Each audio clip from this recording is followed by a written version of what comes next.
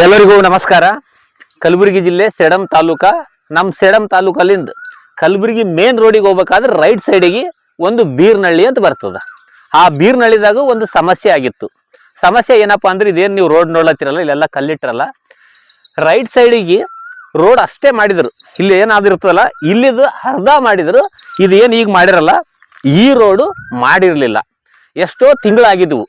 ನಮ್ಮ ಗಮನಕ್ಕೆ ಬಂದು ಒಂದು ಚಿಕ್ಕ ವಿಡಿಯೋ ಮಾಡಿ ಫೇಸ್ಬುಕ್ನೇ ಅಪ್ಲೋಡ್ ಮಾಡಿದ್ದೆವು. ಸಂಬಂಧಪಟ್ಟ ಅಧಿಕಾರಿಗಳಾಗಿರಲಿ, ಕಾಂಟ್ರಾಕ್ಟರ್ ಆಗಿರಲಿ, ಅರ್ಧ ರೋಡ್ ಮಾಡಿರಿ, ಇನ್ನು ಅರ್ಧ ರೋಡ್ ಯಾಕೆ ಮಾಡಿಲ್ಲ ಅಂತ ನಾವು ಒಂದು ಚಿಕ್ಕ ವಿಡಿಯೋ ಮಾಡಿದ್ದೀವಿ.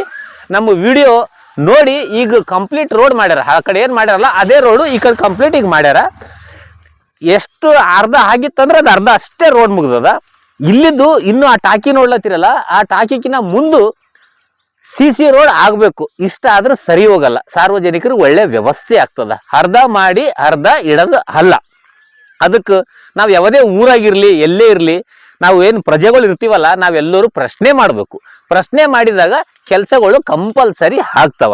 ಈಗ ಏನು ಈ ರೋಡ್ ಮಾಡ್ಯಾರಲ್ಲ, ಆ ಕಾಂಟ್ರಾಕ್ಟ್ರಿಗಾಗಲಿ, ಸಂಬಂಧಪಟ್ಟ ಅಧಿಕಾರಿಗಳಿಗಾಗಲಿ ಹೃದಯಪೂರ್ವಕ ಧನ್ಯವಾದಗಳು.